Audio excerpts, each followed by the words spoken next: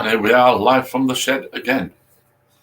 This is just a quick one that I decided to throw out. I did a stream yesterday, the one with Iger, the one that I'd done before, that got removed. When I got up this morning, I found out that that one had also been removed. I'd violated some YouTube things to do with the old Kung Flu. So anyway, I appealed against it, and then when I checked my phone earlier on, the appeal had gone through. They'd looked at it and allowed the video to go back on, which was good news.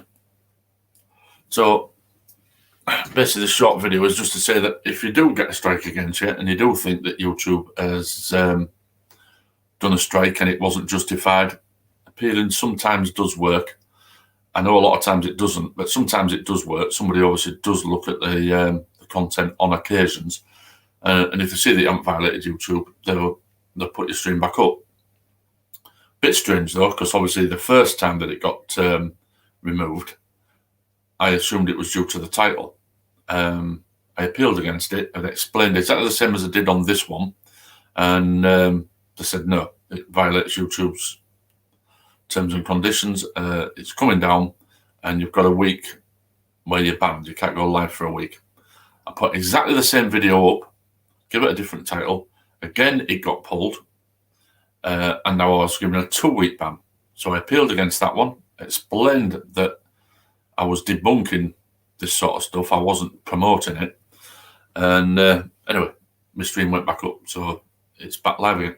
The only problem is when I was doing the stream, everything looked like it was working fine.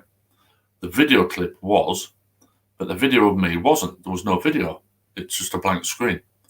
I'm out in the shed. I tried connecting wirelessly, and for some reason that doesn't seem to be working anymore. It's one of them Wi-Fi extenders. One of them things. It has worked in the past and it's worked perfectly fine. For some reason, it says there's a problem when I connect to that. So I've got one now where I can go wired. It used to work perfectly fine when I had the extension coming out to here. It still seems to be working fine. We've now got a proper wiring job done.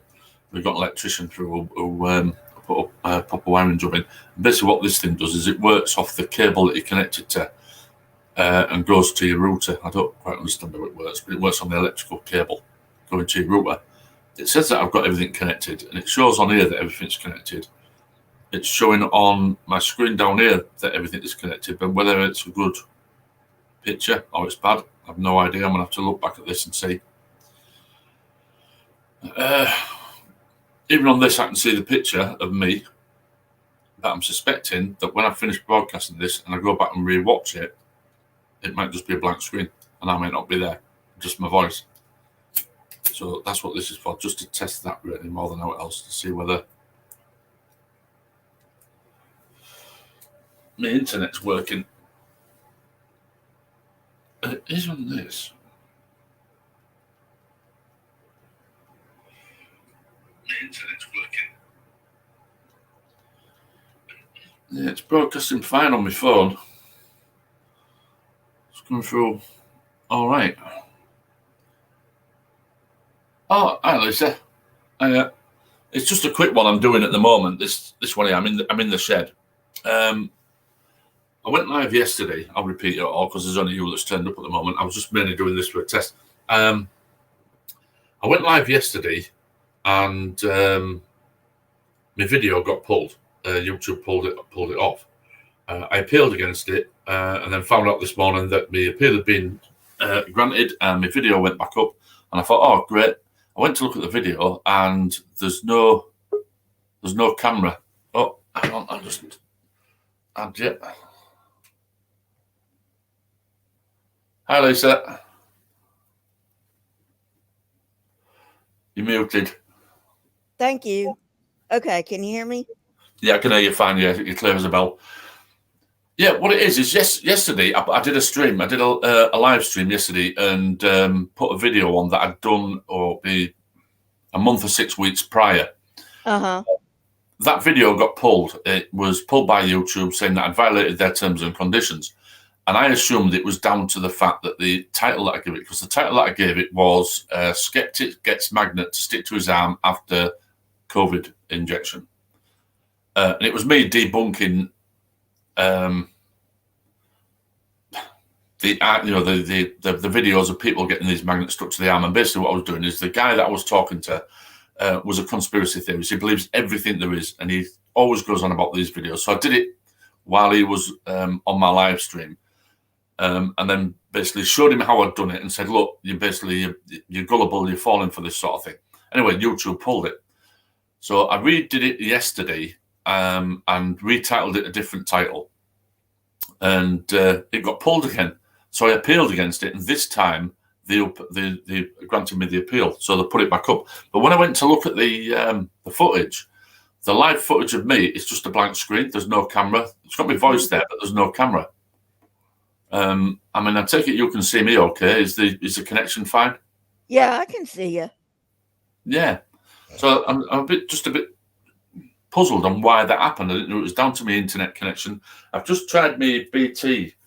You know, YouTube can be so fucking silly on this, because I get some of my live streams limited monetization, and sometimes it's good to go, and I don't do anything different in my limited monetization than I do with my green light monetization. You know what I mean? So I have no idea. No, I mean, I could understand why they pulled it the first time. Well, it wasn't justified because basically nobody had looked at it, but the title probably brought up a few red flags. So that's why it was pulled. Because basically I put Skeptic Gets Magnet to Stick to His Arm After COVID Injection. Yeah. That was the title, because I wanted people to go to see it. And it was only up for a couple of days. And the views I was getting like 20, 30 views per day. It was growing like hell. And I thought, oh, brilliant. No, this is really, really doing well. And then the next minute it had been pulled. YouTube had pulled it because I violated their terms and conditions. And when I looked on what them were, it was basically missed medical information. And I thought, well, that wasn't on this. That wasn't the stream. That I was debunking people that were doing these silly things. Yeah. So I explained that to them on the appeal. Anyway, a few hours later, it come back after reviewing your appeal. No, it's going to get upheld. It was blatantly obvious that nobody had actually looked at it. It was just a computer algorithm that had picked it up. So yeah, I mean, if you get something like that, you have to appeal in order to get somebody to actually look at it. Otherwise, it's just an algorithm, and they have these algorithms that flag things like crazy. Yeah, well, like I said, I did appeal it, and the email that I got back said that after reviewing your video, they're not going to allow me to put it back up. So basically, I was banned for going live for a week. My video was pulled, and I thought, well, it definitely wasn't for the content. It was due to the title. So I redid it again yesterday. I gave it a different title, and sure enough, it got pulled again. So I thought, well, it obviously isn't because of the title. But when I looked at the reason why they'd pulled it, it was due to the fact that it was against medical advice or against who, and so I explained in the appeal. No, if you look at the video, what I was doing was explaining how easy it is that people fall for these things. Right. Somebody obviously this time actually looked at it and realized, no, I was debunking these silly things. So the video's gone back up again, which I'm quite pleased about. But unfortunately, the video of me isn't there. It's just black. It's got my voice, just like now talking, but it's just like I've killed my camera. But it doesn't even have my logo there. It's just a blank screen. But it's got my voice there. The video that I shared, that is there. That's no problem whatsoever. So I didn't know whether it was due to the fact that my internet might have been bad on the day. So that's why I've done this, basically just to say that my video's back up, and to try it, I'm going to go back shortly and have a look to see whether the video of me now on this stream is up, or whether there's a problem somewhere. Because when I was live, I could see it, just like I can now on my phone. I can see that I'm live. I can see I'm on it. and it did the other day when I did it. But for some reason, when you replay the video, I'm not there. I don't. I have no idea. No. But Paul, I wanted to ask you a question. Yeah. I forget. This was on another channel. It wasn't on your channel. But I can't remember whose it was on. So I definitely don't remember what video it was on. But one of the idiots, and there's a lot of them, but one of the idiots said something about Scotland, England, and this guy said, "Are you telling me that you think Scotland is in England? What are you talking about, you C word? Was that you?" Me? No. Huh. No. I mean, obviously, I know where Scotland is. Right. But Yeah. but you know, idiots don't know anything about geography. No. So No, I don't. That doesn't ring any bells. I mean, obviously, I know where Scotland is. It's literally just north of me. I'm in Yorkshire, so it's literally just north of me now. I mean, I can get to Scotland in probably about an hour from here. If I was traveling, I mean, obviously, Scotland is a, you know, you've got the well, you know yourself. You've got the United Kingdom, which is England, right. Scotland, Wales. Does Northern Ireland come under? Does that doesn't come under UK? Does it? That comes part of the British Isles. Is that right? Which it's part island? of Britain. Northern Ireland is part of Britain. So you've got Northern Ireland, Wales, England, and Scotland. Is Orkney part of Scotland? The Orkney Islands, yes, that's they're yes, they're part of the that's what some of the islands just off the coast of Scotland, isn't it? The Orkneys, and you've got the Shetlands as well. That's up there. Okay, because you sound like, and please don't take this the wrong way, because I know people can take this the wrong way, but your accent sounds half English and half Scottish, if that makes sense. Yeah, but I'm in Yorkshire, so it's a Yorkshire accent. So yeah. Whereabouts are you at? I'm in Oregon. Right. One state away from the Canadian border. Oh, right. Yeah, in the Northwest, in the Pacific Northwest. Right. Yeah, no, I'm in Yorkshire. I mean, England has a lot of accents and dialects around the country. So, I mean, I'm in North Yorkshire, but if I go to like Barnsley, which is like South Yorkshire, even though it's still part of Yorkshire, there's a completely different accent. It really is a completely different accent. Yeah, I get that. Because it's like, it's probably like, the U.S. You can tell I got a little bit of a Southern twang. That's because I mostly grew up in the Southern United States. And, right. It just hasn't, so anyway, but it's not as Southern as some others. Yeah. So yeah.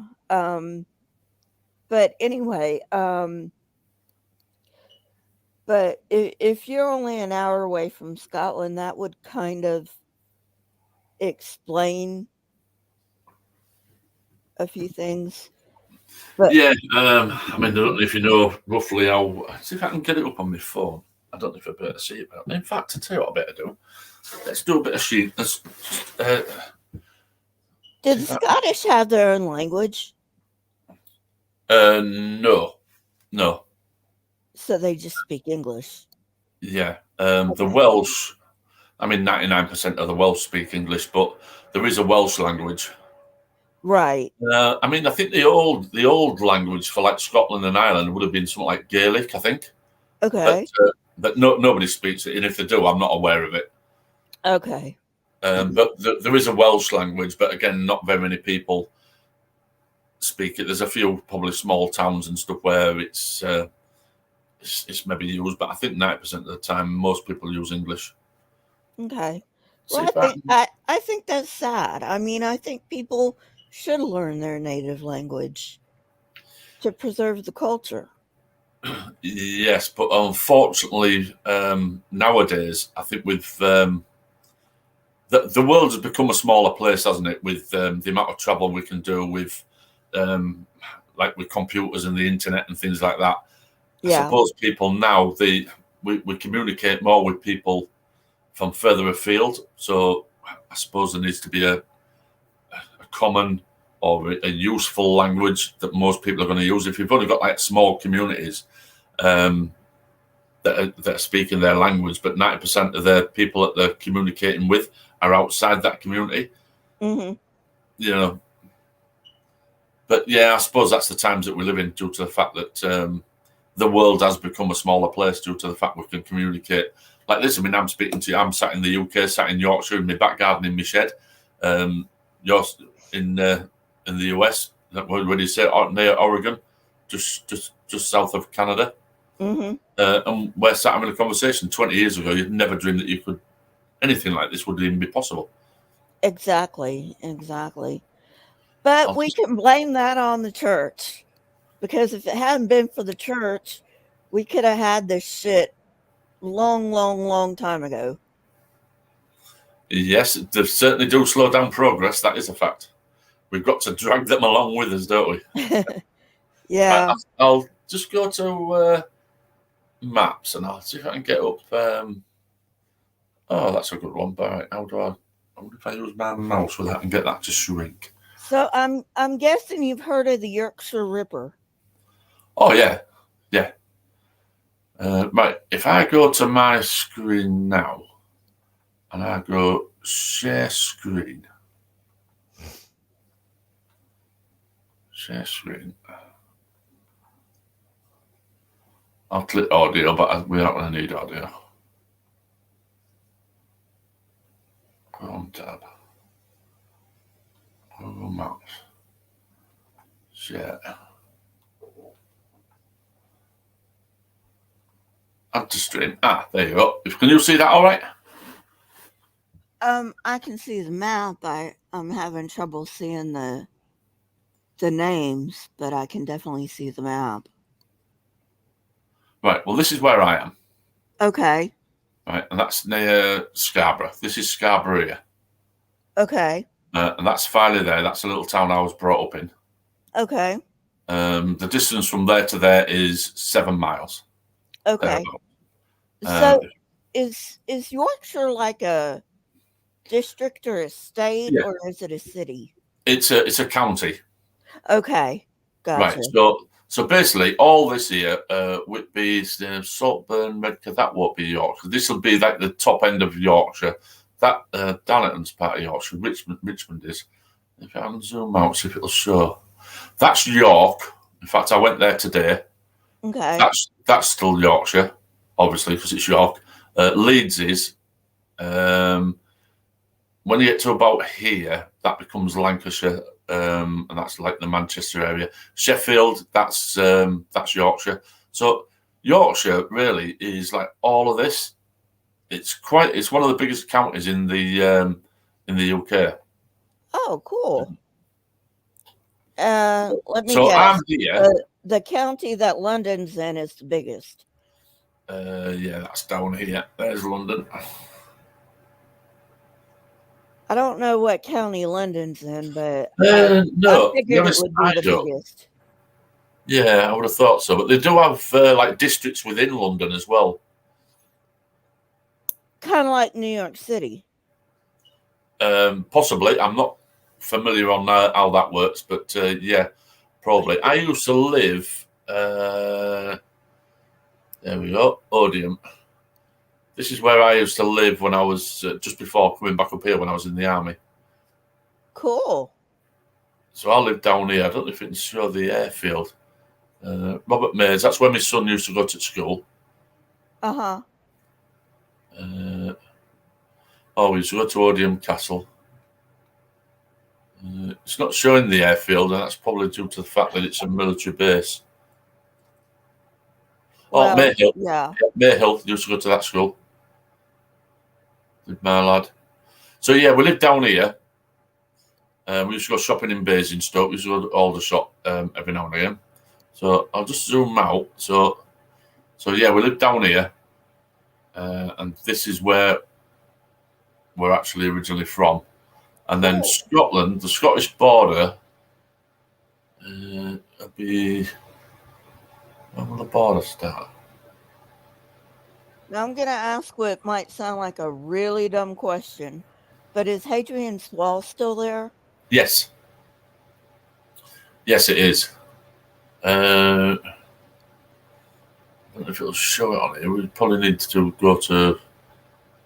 If it can do.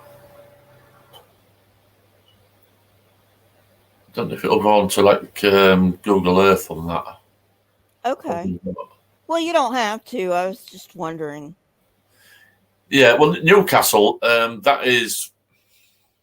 How far will Newcastle? In fact, Newcastle will be about an hour away from me, and that's not far off Scotland. I mean, you've got Glasgow here, Edinburgh is up there, and like I say, I'm there. So I said about an hour to Scotland. I'm probably wrong there. It might be an hour and a half to 2 hours to get to Scotland.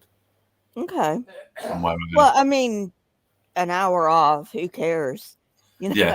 I mean, the thing is with the UK, from here to here, as a crow flies, I think is about 900 miles. Okay. So the UK is not very big at all. Right. I mean, if you look at the UK here, and then you look at the size of the United States, I believe, yes, that's right. If you take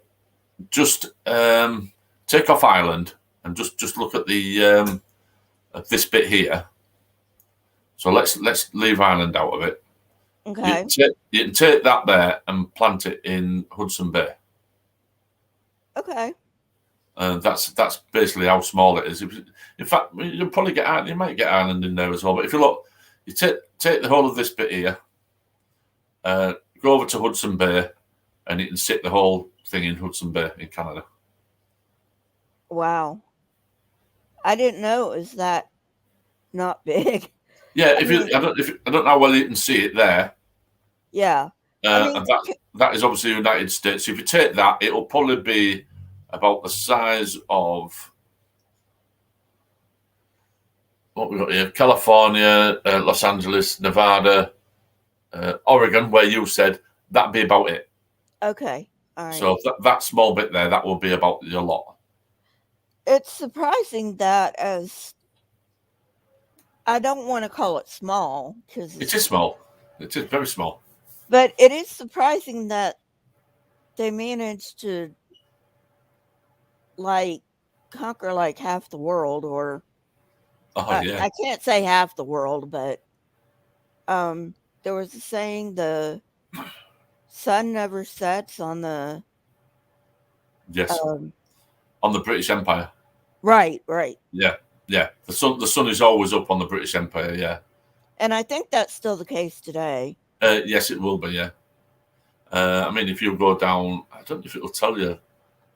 I mean, obviously the Falklands down here, they're still ours. Okay. Parts of some of these might be ours, not on one or two. Well, there's the British Virgin Islands. They're somewhere down there. Yeah, they're somewhere down there. Yeah. I don't know just how much we've got now, to be honest. But yeah, it was impressive in its day, I suppose. I'll just jump out of that now. Yeah. Because it was like I know the American colonies, and they got upset with the tea tax. I probably learned about it in school why they got upset with the tea tax, but what's the tea tax? What was that? The tea tax, I think it was George VI that enacted the tea tax. Oh, is that what caused the Boston Tea Party? Yes. Yeah. Yeah. Which sparked the revolution. Ah, yeah, the tea tax. Yes, yes, you are right. I'm sure it was. Yes. Yeah. And it I'm was, not quite sure why they were pissed off at the tea tax, though. they didn't want to pay tax on tea, did they? They didn't want to pay the British to drink tea, I suppose. Yeah. I Well, suppose I mean, why shouldn't technically we? they were British. Well, yeah, there would have been ancestors of the British, but I suppose by then there would have been a couple of generations in, wouldn't there? Yeah, I suppose so. Yeah, so I suppose that when you grew up in that country, and yes, all right, your grandparents might have come from the UK. You'll just think, well, I didn't, so why should I be sending money back to them? This is true. You know, I'm doing a series on the Connecticut witch trials, and I started looking into the Salem witch trials. Oh yes, That's like the big one that you have in the colonies. But when I started looking at the Salem witch trials, I learned that there was actually a witch panic about 50 years prior to the Salem witch panic. And um, it was actually 9 people lost their lives in Salem. I think 8 were hung and 1 was crushed to death, or 9 were hung and 1 was crushed to death. I know yeah, Giles Corey was crushed to death. But 50 years prior to that, there was a witch panic in Connecticut. And I'm doing a series on that because you know, I wanted to get the earliest witch panic in the New World. And it's really interesting because these people were in Connecticut. Most of these people were from the same place in England. mm, So, like, they were neighbors in England, and then in Connecticut, they were also neighbors. But then you had strangers coming in, and well, you know what happens when strangers come into an insular community. mm, You know, you got kind of the eye saying, okay, what's he doing here? You know, yeah, and but it was different from the Salem witch trials because according to my research, the Salem witch trials were basically a land grab, basically. But the Connecticut witch trials were different. yeah. I'm just looking here. I've heard something similar to this here. This here certainly put Salem was witch trials had ergot airborne. I don't know what that is. The town was on acid if they ate bread. Yeah. Now, Ergot was they haven't proven it was ergot, mm, but they think it was ergot because prior to the breakout of the panic, there had been uh, a few dry summers followed by some wet winters or something like that, and that's a prime candidate for ergot. Ergot right, is the stuff in the wheat. Um, so you know, um, but it there's a lot of theories going on about what really caused the Salem witch panic.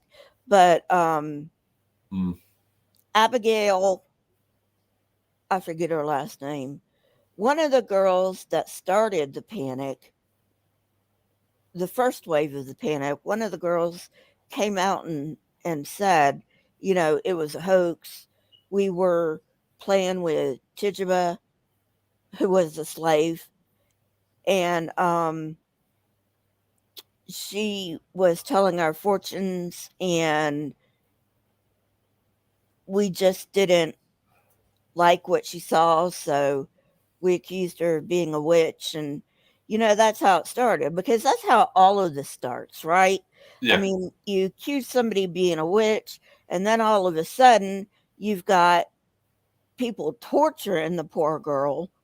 Mm. And of course, if you torture somebody, they're going to say whatever the hell you want them to say to make Yeah. it stop, Yes. So it started with,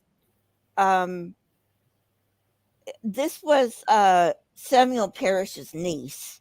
Abigail was Samuel Parrish's niece, and Samuel Parrish was the one of the parsons. There were two churches in Salem, and Samuel Parrish was one of the parsons, and Abigail was his niece. And so it's like, well, damn, if Samuel hadn't even come, because he was an outsider. If Samuel hadn't even come, the Salem witch panic may not have started to begin with. Right. I'm not too familiar with it. I've obviously heard of the Salem witch trials, and I've heard people talk about it, but I've never. And I did see something on the Salem witch trials years ago, and that's why it rung a bell. What's his handle? Paradoxine oxide. That's his name. With what he said there about the bread and this, what was it called? The argot or something? Ergot. Yeah, I'd heard something about that. Right. So that rang a bell when he put that up. But that's about as far as I know. I'm not familiar with it. So you're going to do a stream on this, are you? I have an ongoing series right now about the Connecticut witch trials, and All right. when I'm done with the Connecticut witch trials, because the Connecticut witch trials actually precede the Salem witch trials by 50 years, and they were actually worse than the Salem witch trials. Yeah, but the Salem witch trials, that's the most famous one, isn't it? If I'm correct. Yes. Yes. And I noticed somebody on my channel was like, "Oh, well, they're just trying to cover it up." Well, they weren't necessarily trying to cover it up. I can see where they get that from, but they weren't necessarily trying to cover up the Connecticut witch trials. What happened was the courthouse burned down. And when the courthouse burned down, all the documents burned with it. So they had no court documents whatsoever. And the only reason they found out about these Connecticut witch trials was because of family Bibles and family stories and so on and so forth. Right. Was the fire deliberate or was it an accidental fire? Or was that it was probably accidental. I mean, because everything was made of wood back then. Well, yes, that's a fair comment. So, it probably was accidental. But we've got a comment here. Since we're on the topic of witches, would you be surprised to find out none of them were burnt? Oh, right. Okay. not in Salem. Not in Salem. Right. It says it's a Mandela effect or matrix glitch. Now that they were all hung or submerged underwater. I don't quite get. That's called the water test. Right. Or Yes, I've heard of that. Yeah, basically you're doomed, aren't you? Because if they touch you into water, and if you sank, you were innocent, and if you floated, you were guilty. So they dragged you out and then killed you anyway. yeah, Is it something so like you that? were basically screwed either way. Yeah, you were on a loser, no matter which one. But I suppose the only thing is if you drowned, you weren't buried as a witch. You were probably buried as being innocent, and if you were. And I suppose it'd be better to, I don't know, drowning's supposed to be horrible. Yeah, you want to lose no matter which way it goes on that one. Yeah. But did you have the Dunking stool as well? Wasn't that something along them lines? Yeah, Salem had the dunking stool. I don't think Connecticut had the dunking stool, but again, that's another torture thing. Yes. Hey, African humanist. Hello, hi Lisa. Hello, Paul. Hi. I enjoyed the stream you did the other day with the the demon in the church. that was a classic. That one. That's crazy. Crazy. That was absolutely crazy. That one. Crazy. So, how are you Yeah, I was this listening. evening? I was listening to Lisa talking about the series she's got going on. Yeah, I'm interested in that. I'm quite interested when she starts on the Salem witch trial. She's doing one at the moment. Where did you say that one is? Is Connecticut? It's the Connecticut witch trials. Yeah, which I've not heard of. And once she's done that one, she's going to go on to the Salem witch trials, which is obviously the more known one. But she was saying that the Connecticut one was actually worse than the Salem witch trials. The Salem. Oh wow. Yeah, about 30 people, I think, lost their lives in the Connecticut witch trials. But, the courthouse burned down, and that's why people didn't know about it until very, very recently. Because the historians had to piece it all together from journals and family Bibles and stuff like that. So, they weren't trying to cover it up, although I could see why people would get that idea. Yes. So was it about the same time? What would make them? The Connecticut witch trials were in late 1630s, early 1640s. And when was the Salem one? The quote unquote witches in Salem were hanged in 1692. Right. So yeah, we're talking about a difference of 50 years. But yeah, I mean, the guy in the chat is right in that nobody was burned at the stake in the colonies. That was a European thing. Yes, I think I've heard that before as well. Yeah. So what was it? It was mainly hanging in the States, was it? Yeah, hanging. But it wasn't like the hanging we do nowadays where it's quote unquote humane hanging, which doesn't make any sense whatsoever to me. But, where you drop them from a trap door and their necks break, so it's kind of like a quick death. No, this hanging was a slow suffocation. Yeah, it's the next one is put on. Can you show me any evidence that they were burnt anywhere? No, I couldn't show you any evidence, but it's what we've been told. And he's just put another comment up here. I think we might have a conspiracy theorist. Can I ask a question, Lisa? Yeah.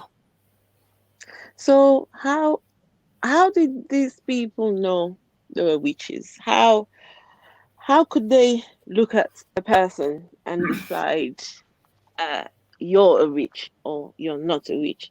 Reason why I asked this question, I have been accused of being a witch. And I will tell you what the person, how they decided that I was a witch. Okay. So it was my my father-in-law. This person was he's no longer alive now. He's dead now. But at the time he was very ill. So he was taking strong medications for what you call it now, leukemia. So he was going through I can't remember what it was. It was leukemia, but I think it was and drugs for leukemia. So very strong. Right. And so at night time he went to bed woke up the next morning, and the first thing on his mind was, S is a witch. I'm a witch. And how he decided that I was a witch was I came in his dream and offered him some oranges, right? Mm-hmm. And so in Africa, in this part of Africa, the superstitious beliefs are anyone who offers you anything sweet, sweet, it has to be sweet. So, orange, a sweet, a whatever, whatever you're offered to eat in your dream, if you're offered something sweet in your dream, then whoever's offering you this thing is a witch, Ah, right?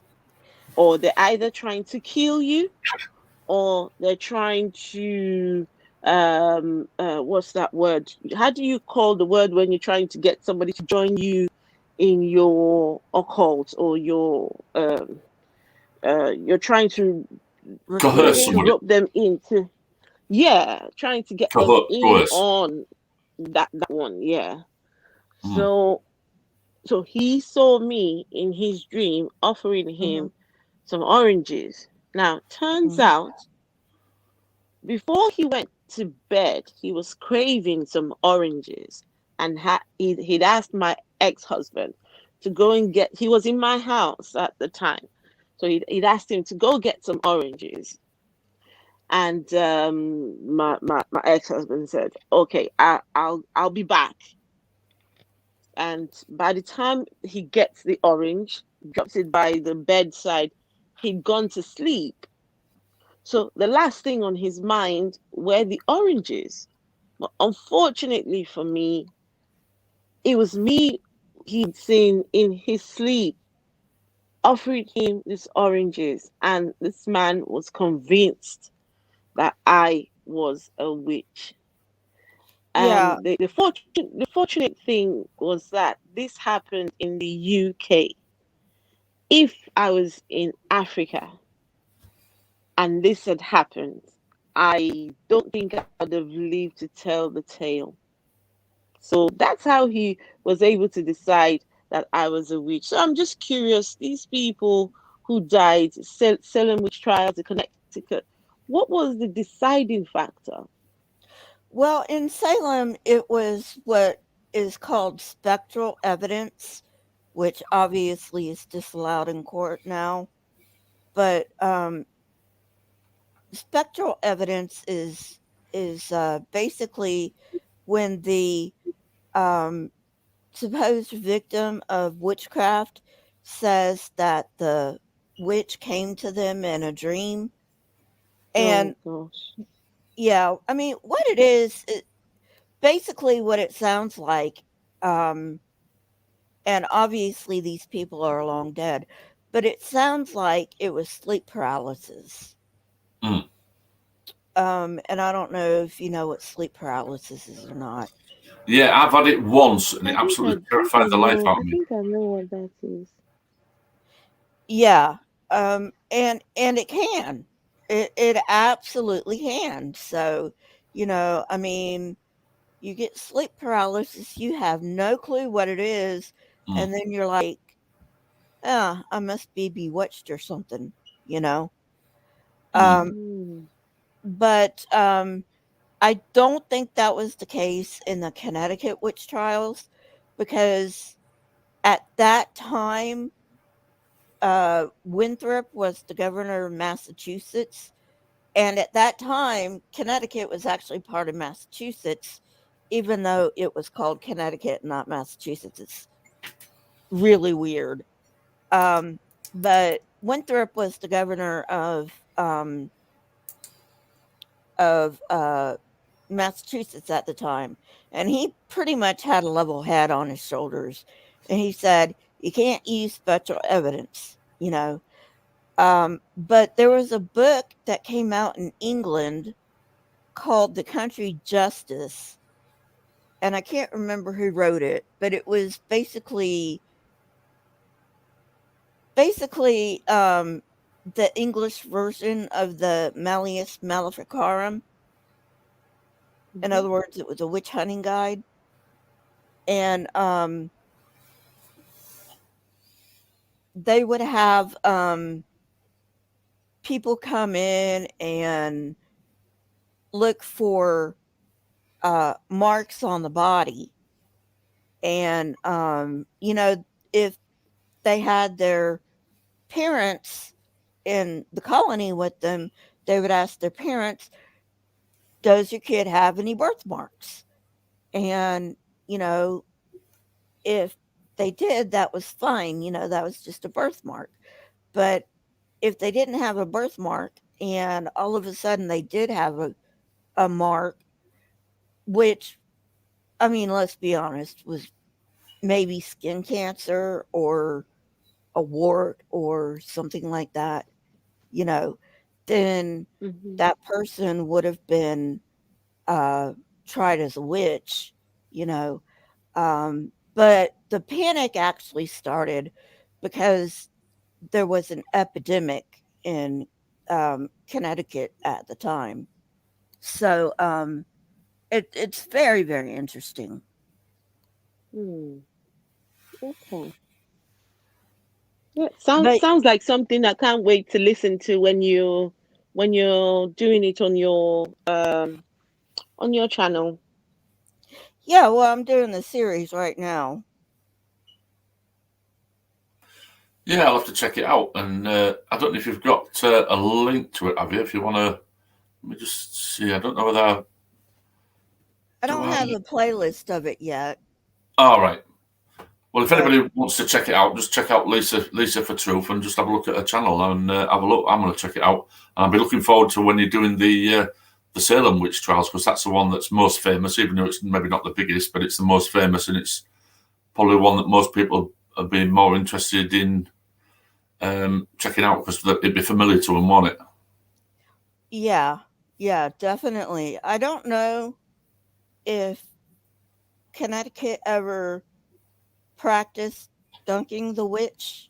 I know Massachusetts did, which, like I said, 50 years prior, I think Connecticut and Massachusetts kind of split in the 50 years between the Connecticut witch trials and the Salem witch trials. Not 100% on that one, but you know, during the Salem witch trials, there was dunking the witch. I don't think that was a thing in the Connecticut witch trials. I think it was mainly swimming the witch. And another thing you have to understand is during this time, conditions were horrible in the jail, you know. So, I mean, people would die in jail before their witch trial, and they would not be counted. So the death toll is actually higher than what is reported, but they don't include those jail deaths in the death toll of the witch trials because obviously they hadn't had their trial yet. Can I just leave you just chatting for a second while I just go fill me mug of tea up? Sure. I'll just mute myself. I'll let you carry on because I'm wanting my tea. I'm just thinking it's a great time to be alive. Yeah, definitely. Although I will tell you, and this shocked me. It absolutely shocked me. The last time a witch was tried in the UK was around 1950. No. Yes. No. Come on. Yes. Of course, she was acquitted. Did you mean to say 1950 or you meant to say 1850? No, I meant to say 1950. Wow. I mean, it was a law up until 1950 that witchcraft was a crime. Mm. Yeah. Yeah, I mean, so but like I said, she wasn't convicted. Um Now if it had been back in the 1400s, 1500s, 1600s and spectral evidence would have been allowed, she probably would have been, but you know, um she was acquitted. But it just blows my mind that somebody in a developed country can be tried Mm. as a witch in around 1950. That blows my mind. It does, honestly, it does. And it just goes to show that people could have been accused of being witches for just about anything. Just uh, that's why I asked the question, what made you qualify? What was it that made you uh, made people think you were a witch? But it still happens in Africa. It still happens, and the unfortunate thing I will tell you, Lisa, is it is the religious leaders who Right, are the accusers. right. So what will happen is the people will go to church, right? Go pray. Mhm. Now, the pastors slash prophets slash preachers, but majority of them call themselves prophets. They would tell the member, God told me that somebody in your family is behind all your troubles. Hmm. So, of course, the member would say, "Oh, do you know who it is?" And they will say, "Oh, I know who it is, but we've got to do some special prayers, or we've got to, all of this is all just boils down to money. It's all Oh, of money, money." course. It always does. It They, always does. yes, they would say Um, something like, "It's your mother's." Lisa, I saw a video recently. This young lady went home and beat her mother, elderly woman, and she claimed that the she was told at um the church slash whatever, wherever she went to, she was told that her mother was behind all her troubles, and she got mm, home and beat her mother. People have been accused, people have been killed, and the people accusing, the people who are pastors, they're preachers. These are the mm, Bible believing people. And the whole idea, what they would tell the member is, don't worry, all your troubles can go away, right? All mhm. your troubles can go away. Just Just give me some come back. money. There you go. And say, come back on another day. We'll perform special prayers. We'll take you down to the river. By the river, we will anoint you. We will, do all these special prayers. And you've got to give God something. You've got to So, give God something in return. right. Can I ask you a question about Africa? Go on. Okay. Well, I know Africa is has a lot of cultural groups, so you can't really say Africa as in that's Mm. one monolithic group. Yes. Okay. So, but um are shamans considered witches? Who? Shamans, healers, um um tribal healers. Um. Well, so what has happened with the um when Christianity came and took Uh-huh. over, Christianity became the major religion. So what Christianity has done is to make people believe that any other thing apart from Christianity was devil worship, right? Was evil, was, belonged to Satan, right? So Mhm. a shaman, like what you call the shaman, they would call a traditional healer, a priest, right? Okay. They make people believe that those people are evil, right? But Okay. your pastor, the one in the church who's holding a cross, the one holding a wooden cross, is the good one. But the one who is not calling the name Jesus, but calling another deity, and they might consider them to be evil or of the devil. But people still patronize them.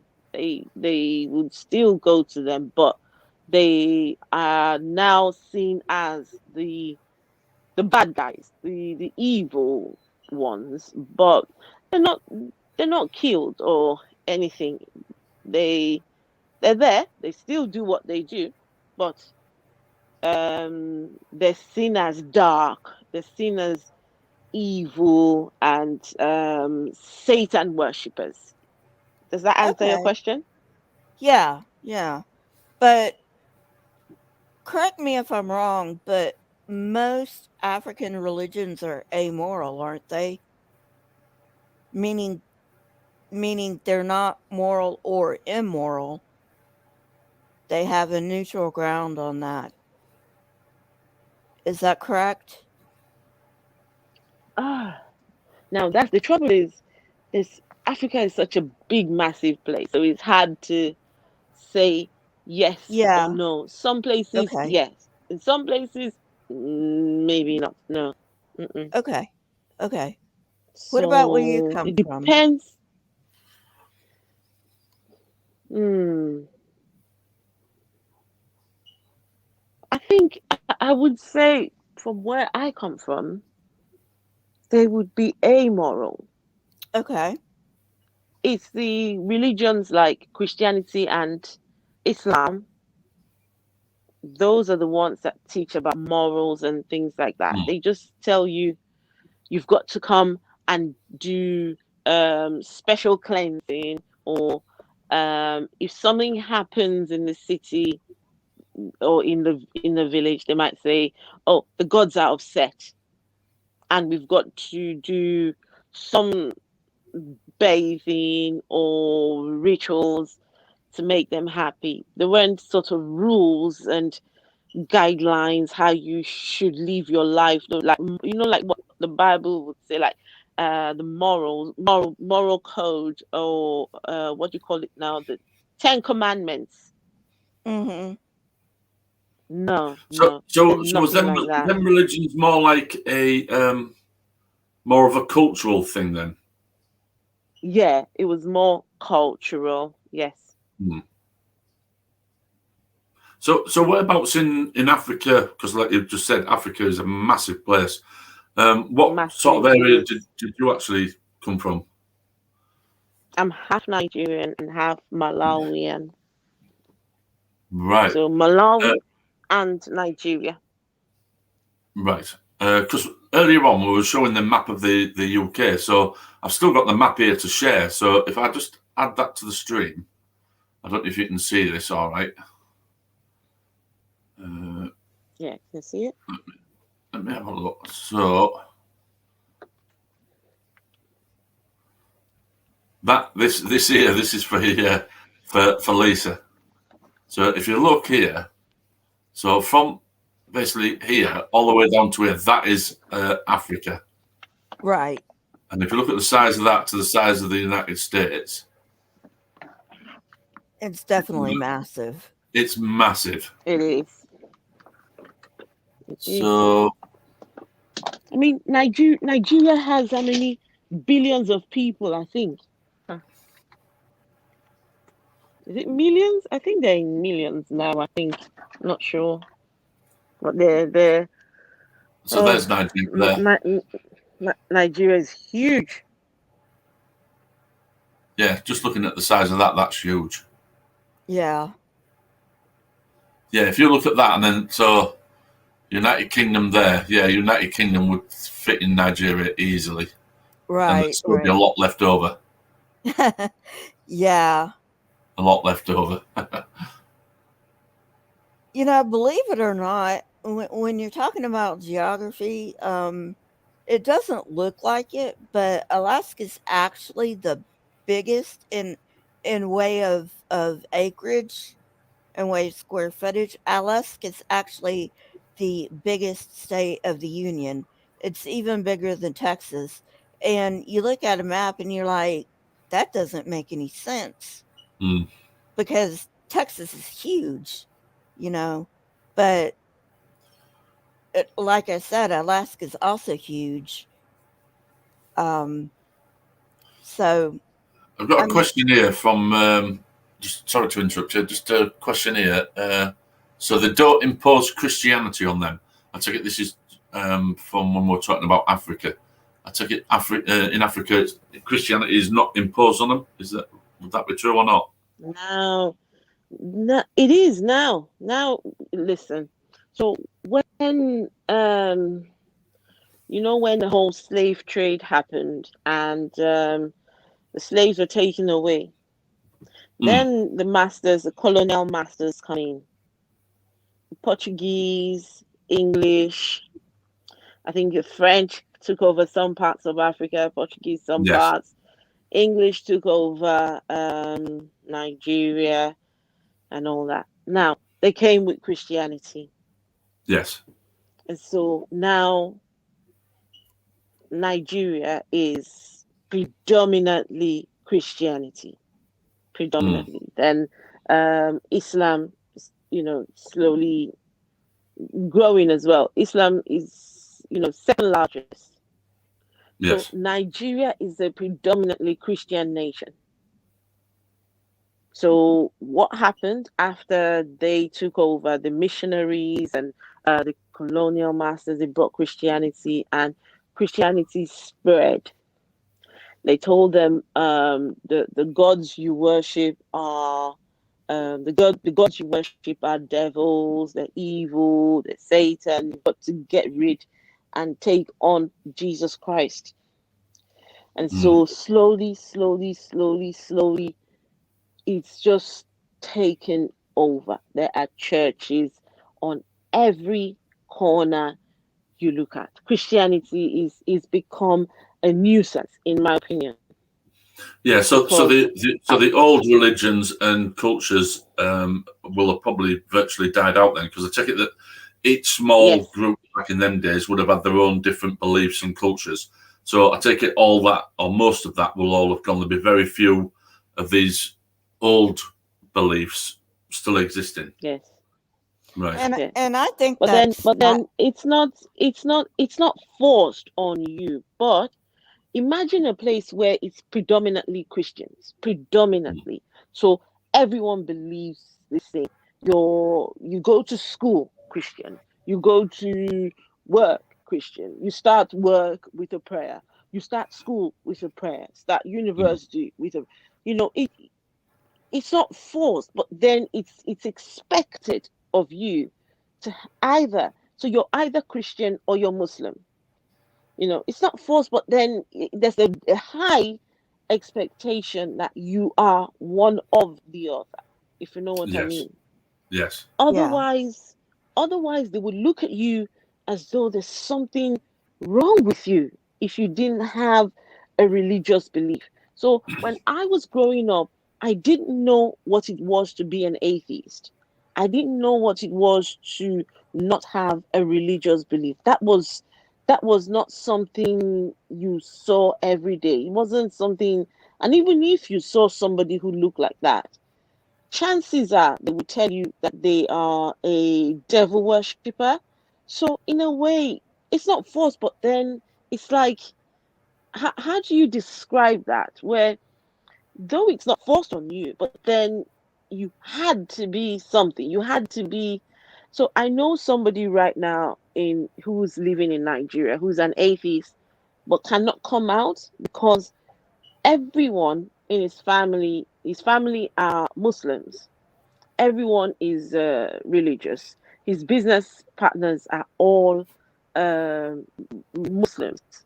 So he said to me, if he tells them that he is an atheist, they will stop business with him the very minute he tells them. That's it.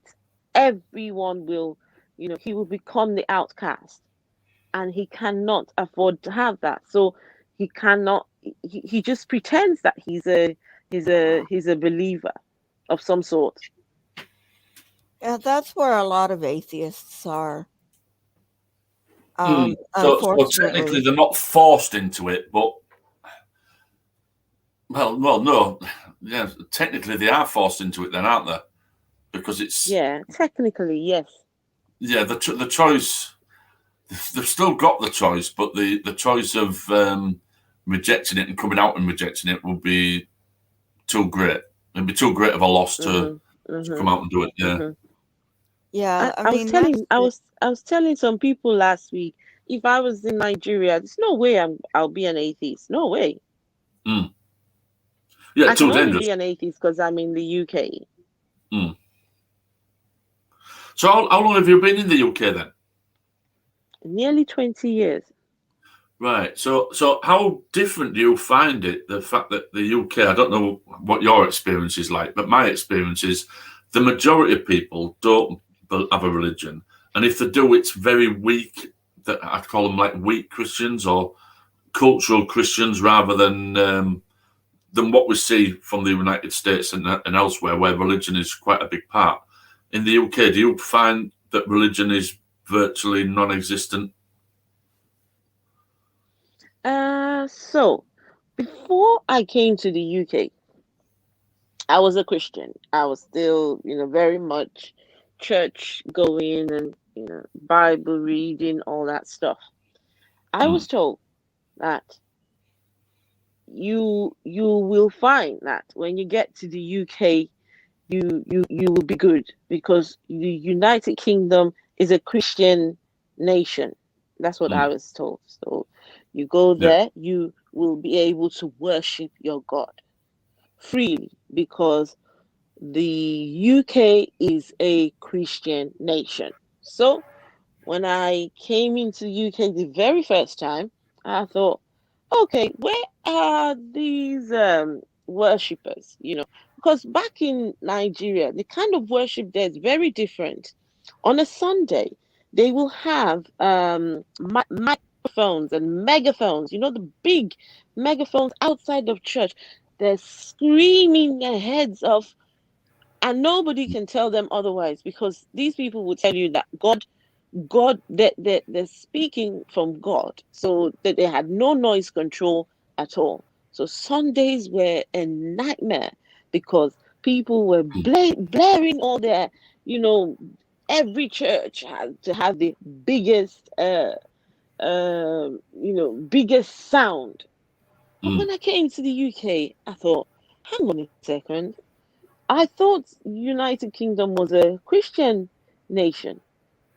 So when I stepped in UK, I was told that the version of Christianity here in the United Kingdom was too weak, was too watered down, and God was not in it. That God would not be happy with the version of Christianity that English people have. It's too liberal, too weak, and too so that in order to still carry on having that connection with God, you have to find an African church. So yeah, and that's what it's all about, isn't it? It's about control. Yes. So I had So to is find. there many African churches, African Christian churches over here? Well, basically African communities that have got their own church, which is similar to what it was like in Nigeria, but yes, not like what a typical English church would be like. Oh no. When I step foot now, I will tell you both that stepping foot in a Church of England for the very first time, and becoming a part of that church, and getting used to, I don't know if I told you both that I'd finished the Pathways to Ministry in the Church of England, and I All right. was getting set to becoming a priest in the Church of England. Right. No, Nice. Yeah. Well, I wasn't mean, sure of Yes. not nice, but that. it's it's great that I at know what least you the mean. church, yeah, at least the Church of England says, "Hey, it's cool that women want to be priests," because Yes. there's Oh, a listen. They told me, they said that the bishop had sent an email to all the priests saying that the head of the church, the leadership of the Church of England is too white, middle-aged men, Caucasian men, Yeah. and they want to well, change isn't the that what look. Christianity is, though? You can say that again. Yeah. So they want to change the look of the leadership of the Church of England. So if anybody comes to them showing interest in becoming a priest or lay minister, deacon, whatever, they should take them with open arms. People, women, people from the ethnic ethnic minority groups. They should take them with open arms and just embrace them and teach them to. So when I went to the church and told them that I'm interested in, listen, there were no questions asked at all. They were happy to have me on, just, yeah, because I was a woman, a black woman. Can you imagine a black woman priest? Ooh, nice. Yeah. But Yeah. then Basically, you were ticking all the boxes, weren't you? You were I exactly ticked the boxes what you were really looking for. good. They even sent me on a weekend away to go and do, what was it again, where you go and learn about all the forms of leadership, all the paths you can go down in the Church of England, whatever route you wanted to go through. They paid, all expense paid for the weekend away to this place. But then what started my journey out of Christianity was the contrast in the African churches and the Church of England. I could not understand for the life of me how these two, why was there such huge contrast?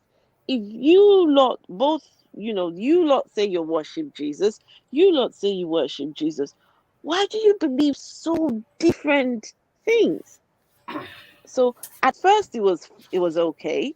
Don't get me wrong, I enjoyed it because there was less control in the Church of England. You could worship, come to church whenever you liked. Nobody nobody would get angry with you when you don't come to church, and you could only go to church just once a week, whereas in the African churches you had to be in church at least 3 times in the week. And every time we went to church, we spent like 6 hours in church. On a Sunday, you spent about 6 hours, 7 hours.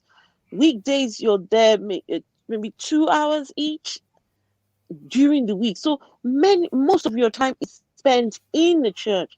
But when I went to Church of England, only on Sundays, and it was an hour, 15 minutes, and we were done. Wow, it was beautiful.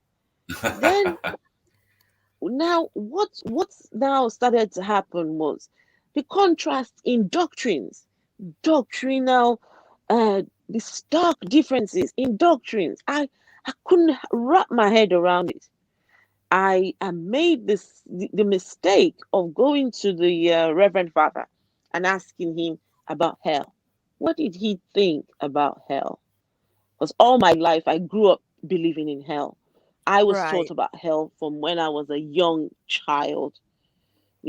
I was shown pictures, in videos of what the hell is going to look like. I was going to burn in hell if I didn't believe.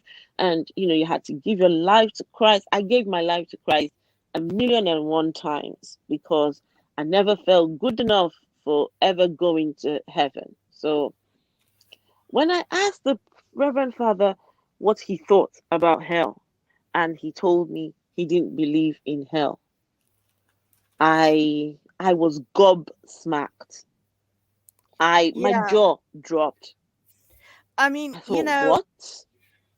they say Christianity is the one true religion. Well, okay, but there's one big Christians problem say with that. Yeah, there's one big problem with that.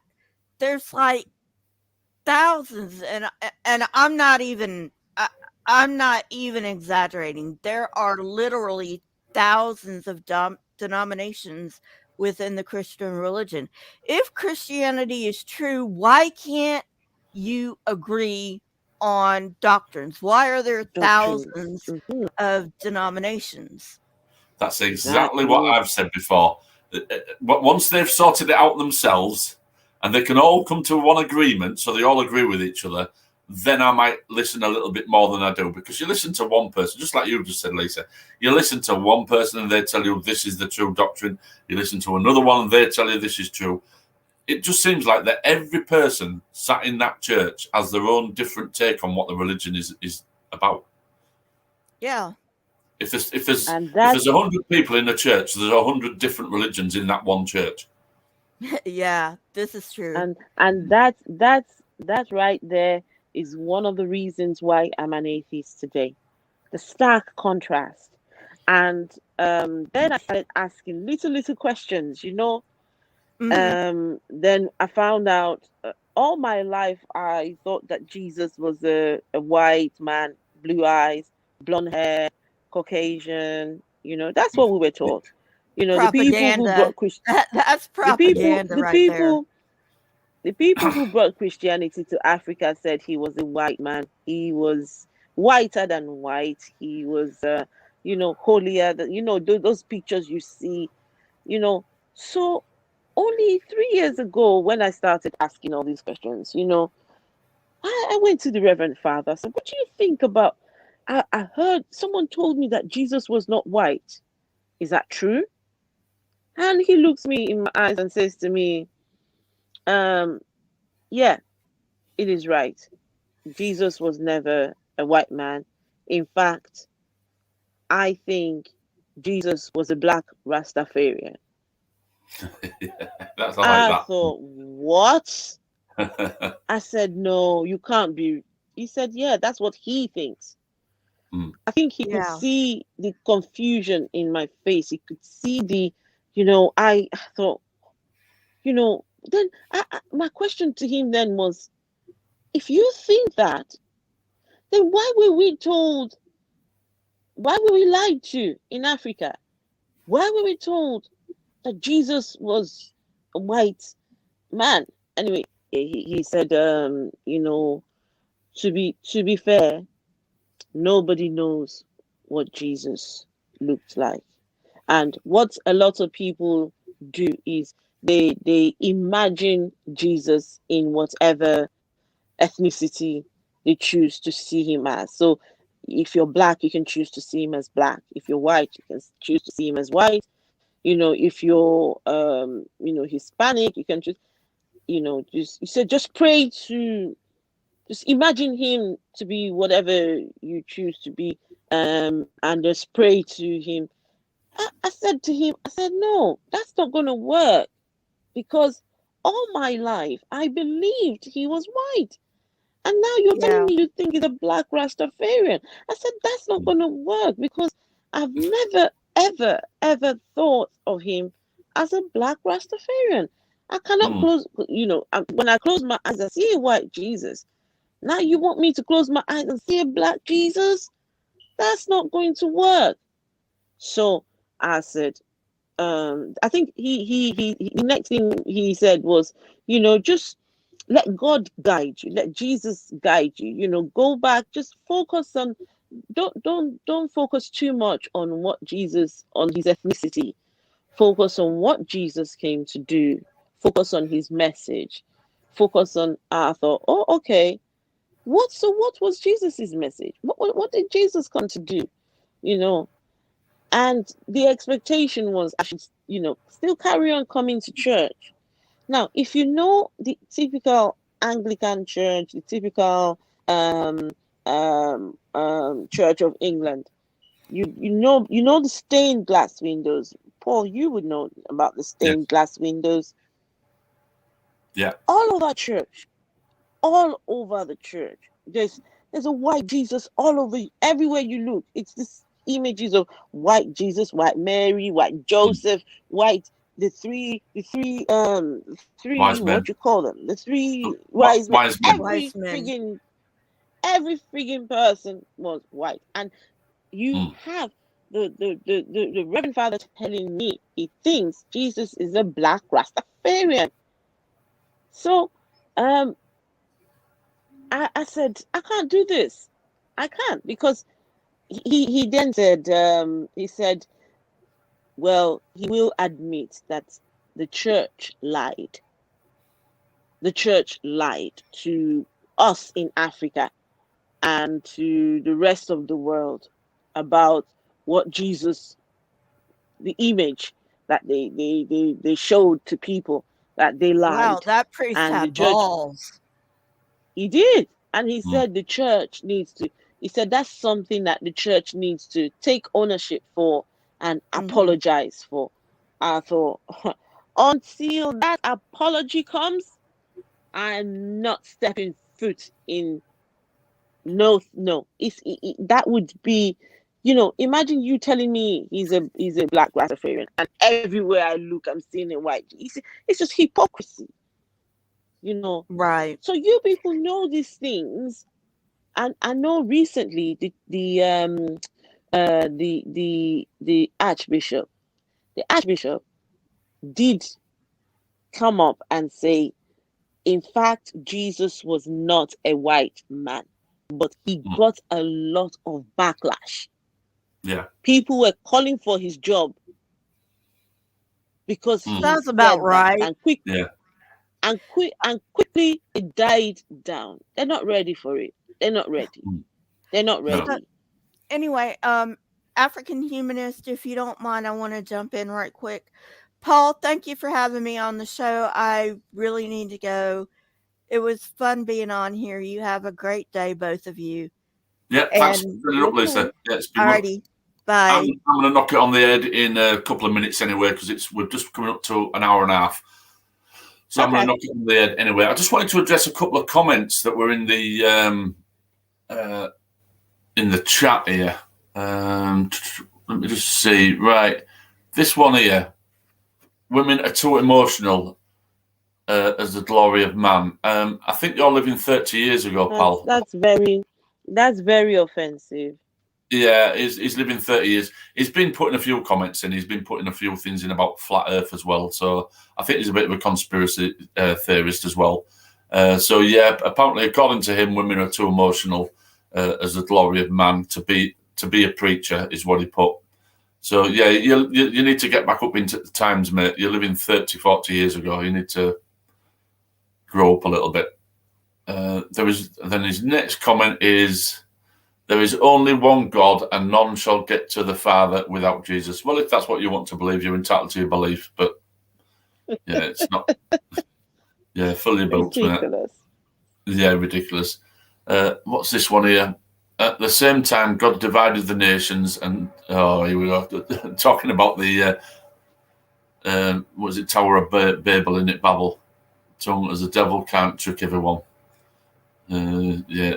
And then what's this one here? Jesus has skin of bronze, hair of wool. I've not heard of the hair of wool.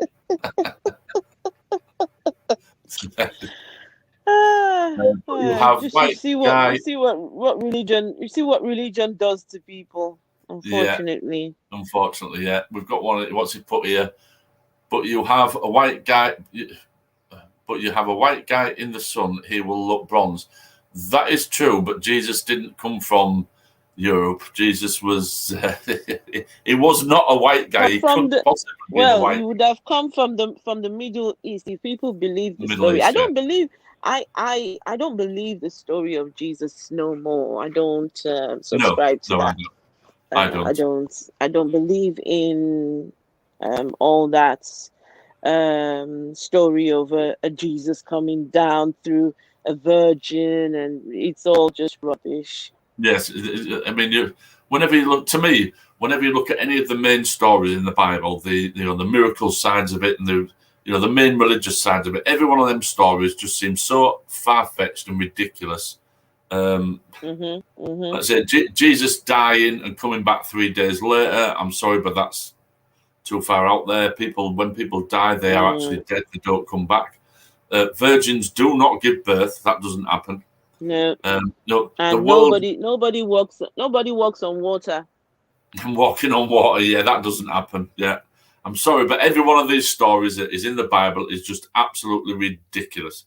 Believe whatever you want, but to believe stuff like that it just baffles me. It really does. But anyway, yeah, we've obviously the guy that's there. What's this one he's put in? Yeah, what's this one? I'll put it on anyway. I'm so sick if black people saying white people. I don't get you. I don't understand what he's trying to say there. I'm so sick of black people saying white people. So it's okay for you white people to say black people. Yeah, that doesn't make sense to me. No. Can you see the hypocrisy in his comment? I'm so sick of black people saying white people. Yeah, unbelievable. I've had people call me colored. I hate that. I hate being called a colored person. I'd rather you call me a black person. Would say, I think what that would probably be is years ago, they stopped calling black people, and they were then referred to as coloured because it was classed as less offensive to call somebody coloured rather than call somebody black. So that became like the normal thing to say, was to refer to black people as coloured people. As coloured. Yeah, as coloured. But I suppose. So I suppose you will address yourself as a black woman. Am I correct in that? Yes. I'd rather you call me black. Yes, and whereas you could find another black woman who might not like that term. They might prefer to be called a coloured person. True. So True. I suppose it depends on who you're speaking to. So people maybe step on eggshells a little bit when it comes to addressing people's colour and ethnicity, due to the fact that. But then, Paul, if I refer to you as a white man, do you take offense to that? No. Okay. No, I won't take offence to that. And again, I would assume that you wouldn't take. Well, you've already confirmed that, but no, I wouldn't take offence. I would probably assume that somebody who's black wouldn't take offence of that either. Let me tell you why I don't like being called coloured. When you say a coloured person, for goodness sake, we are all coloured people. Yeah. I mean, you've got a colour on you, Paul. I mean, who hasn't got a colour? We've got some colour on us.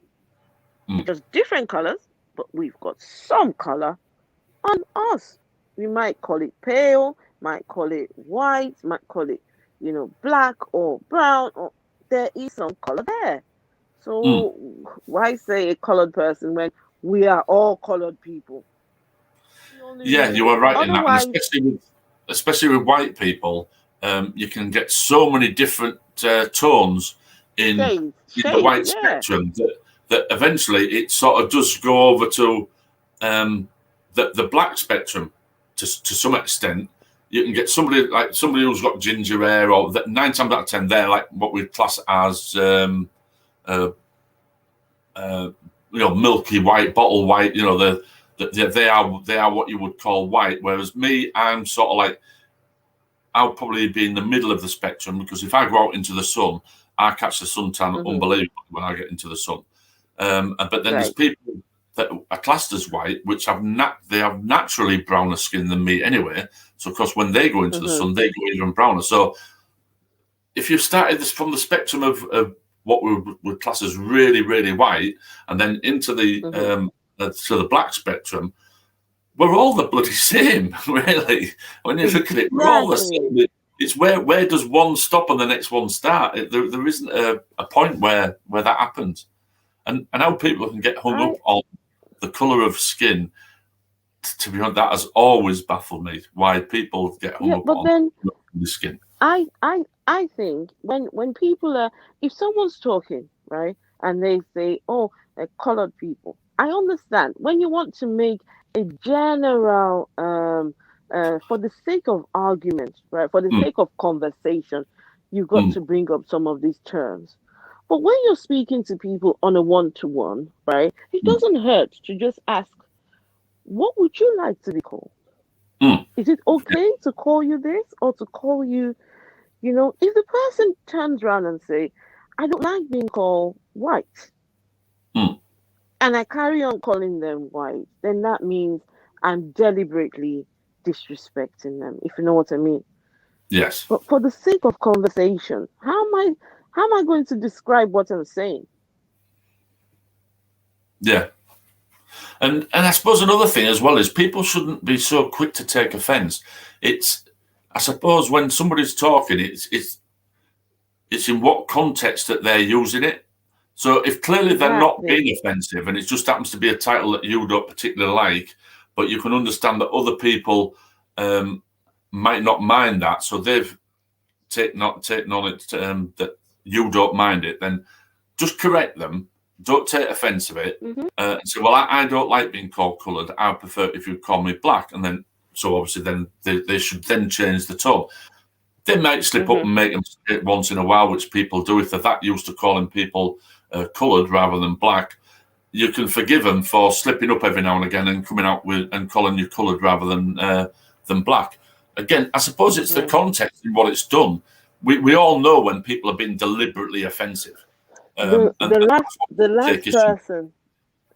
last person that called me coloured was at work, and she said, elderly lady said, oh, my coloured slave is here to help me. So that context. Let me tell you straight. I was highly offended, and I had to let her know that I am not her slave. I'm paid to do a job, and I told her, I will not carry on until you address me properly. I'm not your slave. So when you say a colored slave, of course you can know what the context is then. So, but I had to correct her on the spot. Yeah, and in the context that you've just described there, I mean, obviously I wasn't there to see it, but in the way that you've described that, I wouldn't think that you would even need to bring up the colour of you anyway, because you were present anyway, so you were there. So she should have just said, "Oh, this lady's here to help me," or rather than referring to the colour, because I don't see the point in that when you actually stood there. Oh well. If that makes sense. She was an older lady, so still stuck in the ways of the past, seeing people as however, But it is what it is. It didn't stop me doing my job, but I just needed her to not call me a colored slave, because I'm not her colored slave. No. Yeah, that's a fair one. Anyway, well, I'm just coming up to an hour 35, so I'm probably going to knock it on the head now, because it's the same time for you. It's 12:25. I'm going to have a quick cup of tea. Bed. Yeah, it's getting on to my bedtime. I was just trying this out actually to see whether it actually works. I'm going to have to watch it back. I don't know if you was in earlier. I did a stream. What's that? Oh, what's this here? I watched it afterwards. Since I watched it. Hello, who's this that's just jumped in? Hi, everyone. Hiya. Hello. Have you been listening long, or have you just jumped in? I just jumped in. I was wondering. I'm a little late. I'm also an atheist, but I wasn't sure if this was an open mic or if that was the title. Oh, right. Yeah. Well, yes, it is an open Oh. mic. But, I was basically just trying something out. I had something go wrong with a stream that I did the other day, so I was basically just going to do a quick video with myself talking on it, and then go back and check to see whether my camera was working. And I thought I'd also do it as an open mic as well. So if anybody wanted to jump in, and we've been going, let's say, an hour 35 at the moment, so it's been quite successful. So where Yeah, are you at? I just subbed. Oh, right. Thank you very much. So. Yeah. I don't know if your camera was working okay before I joined the live stream for. Yeah, but the video that I did the other day. Okay. Yeah, the video I did the other day, it was working fine then because people were saying in the comments that my video was working fine, and I also had it on my phone so I could see it. But when I went back to watch it after I'd streamed it, my camera is off. But it did get removed by YouTube and then put back up again. So I don't know whether I don't know exactly what went on there. So anyway, Scarab, you've subscribed to me. I don't know if you've a subscriber of the African Humanist. You said that you're an atheist. Now, the African Humanist, she puts out some really good content, especially on some extreme religious beliefs. So I don't know if you'd like to subscribe to the African Humanist as well. Yeah, I'll search that up right now. Yeah, just search the African Humanist. She put some really good content. Some ridiculous goings on. Yeah, we were watching one the other day. Well, I jumped into your stream, didn't I? And it was. All right, I just subbed. Be a demon who came into a church. And see, based on your description, yeah, that's deconverting. See, I believe it's toxic, poisonous, and dangerous as well because I believe that everything was originally based upon astrology and, personifying the constellations. If you look back, like Jesus wasn't the first figure. It really started with Horus. And then there were other figures, that also were born on December 25th, It's pretty anyone, if they really wanted to do the research, they could come to the same conclusion, but there's so many closed-minded people that just can't accept the fact that what they were taught their whole lives isn't really true. Yeah. I think it gives them like a peace of mind, but people really have to look into street history. Yeah, I've heard something similar to what you've just said there, Scarrett, the celestial side of the religion. Now, you might be able to confirm whether you've heard of this or whether you think there's any credence to this. December the 22nd is roughly the what is it? It's the shortest day. Shortest day, yeah, and then on the 25th is right, yeah. So anyone really could get this information if they watch just even the first segment of the Zeitgeist documentary. It breaks it down really, quick, for everyone. Right, I'm not aware of that one. But it's something I'll have to have a look at because it's quite an interesting thing. But I'm just going up to an hour 40. I'm just about to wrap it up now because it's 12:30 and it's about my bedtime. Oh, okay. Well, it was nice. I subbed, and I turned on notifications for both of you guys. So that's brilliant. Yeah, thanks very much. So I also you got a my channel is also Scarred Music. I'll give you guys a shout out later. Okay. If I go live. If you comment on me on one of my videos or something like that or whatever, then I'll sub to you as well. All right. Or some other way of doing it. I don't know if will you be able to put it in the put it in the private chat, I think. Yeah, I can do that. Yeah. Did you say Scarred Music? Scared Music? Yeah. Okay. All right, there it is. Well, you guys have a good night. Okay. Fantastic. Right. Good night. Yeah, good night. Have a good one. Yeah, I've got it in the private chat. I'll check that out in a bit. Right. Anyway, lovely. Thanks very much for coming in. Okay. it's been really successful. I thought I'd only be on for 10 minutes. Been on an hour and 40. It's been brilliant. Right. I've just subscribed to him. Oh, you have done, have you? Shared music. Yes, I've done that. Yeah, I'll do the same. Lovely. Yeah, it's good if you can build the community up a bit. Yeah. So, All right, Paul. right. You take care. Yeah, you have a good night, and I'll catch you on the next one. All right. Good night. Catch you later. Good night, and bye. And good night to everyone that's joined in the chat. Everyone have a good night, and we'll catch you all on the next one. Catch you all later. Bye.